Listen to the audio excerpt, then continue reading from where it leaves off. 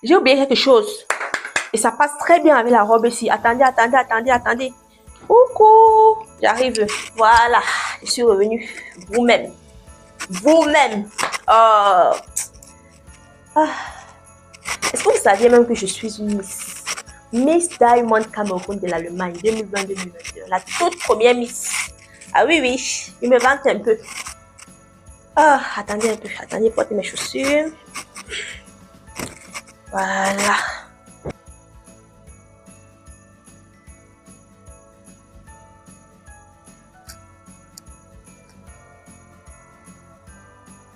Ce n'est pas le quartier, s'il vous plaît.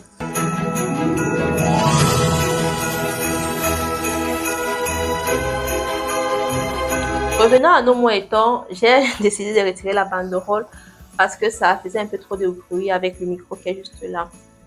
Donc aujourd'hui, c'est le jour 6 du calendrier de l'Advent avec la lettre F pour fatigue. J'ai un message particulier à envoyer dédié aux mamans aujourd'hui. Moi, je suis concernée, bien sûr. C'est normal que tu te sentes fatiguée. C'est normal que parfois, tu n'as pas envie de faire quelque chose. C'est normal que tu ne veux pas être disponible pour tout le monde. C'est normal. Lorsque tu ressens la fatigue, le besoin de prendre du recul, c'est juste un signal que ton corps t'envoie, une alarme que ton corps t'envoie et tu devrais prendre cela en considération. Quand tu n'es pas bien reposé, tu ne peux pas être disponible pour tes proches, pour ta famille, comme tu aimerais le faire. Lorsque tu es fatigué, lorsque tu es épuisé, tu es beaucoup plus irritable, tu t'irrites très facilement pour tout et pour rien, tu cries facilement et tu perds patience.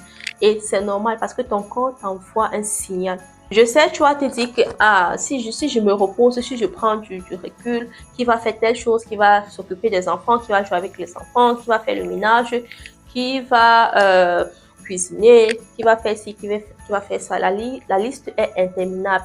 Mais toi, dans tout ça, qu'en est-il de toi? Est-ce que tu prends du temps pour toi? Est-ce que tu prends du recul pour mieux te reposer et reprendre les choses en main? J'ai un petit exercice pour toi. Et cet exercice consiste à prendre une feuille blanche, ça peut même être un notebook dans ton téléphone, écrit noir sur blanc. Toutes les choses qui doivent être faites à la maison, même aussi à l'extérieur, peut-être pour ton boulot et tout.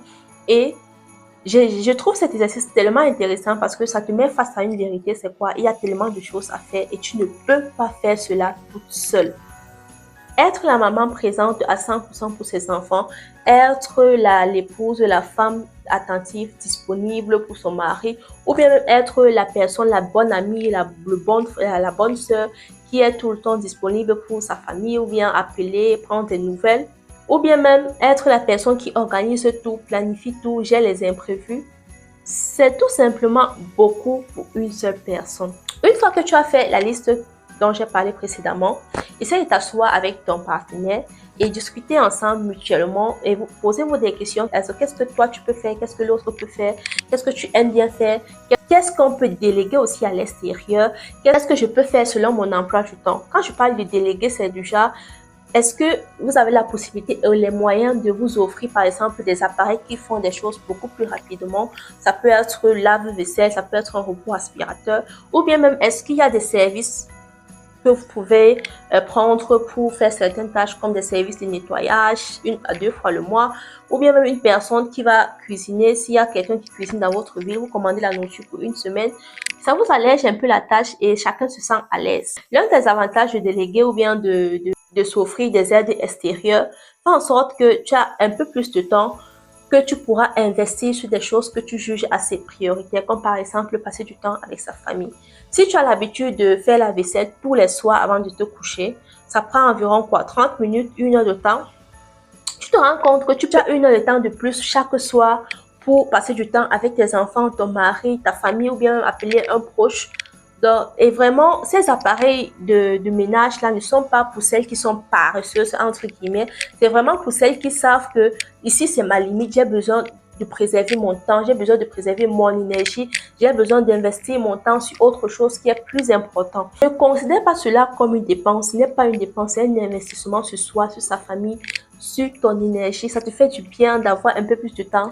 J'ai également un autre exercice qui pourrait t'intéresser. Lorsque tu auras fait la liste des tâches à faire, essaie aussi de voir, pose-toi des questions à savoir Quelles sont les choses que je n'aime pas faire du tout? Quelles sont les choses qui me prennent énormément du temps? Quelles sont les choses que je pourrais facilement déléguer à une autre personne? Parce que moi, je me dis, les tâches ménagères ou bien les choses à faire à la maison ou bien les choses à accomplir ne devraient pas être une corvée. Si tu n'aimes franchement pas faire quelque chose, pourquoi pas déléguer? En faisant ces exercices, tu te rendras compte que c'est normal d'avoir autant de choses à faire, mais tu as aussi la possibilité de déléguer, tu as aussi le choix de laisser cela faire par une autre personne, pas forcément par toi-même. Ça peut être ton partenaire, ça peut être une amie, ça peut être un frère, une sœur, ça peut être même un service ou bien un appareil de ménage, je sais pas trop quoi. Tu as le droit d'avoir cette facilité-là parce que ta famille a besoin de toi bien portante, en bonne santé et bien reposée. Donc, c'est tout pour cet épisode. On se dit demain pour la lettre G. Écris-moi en commentaire le thème que je vais aborder demain qui va commencer par la lettre G.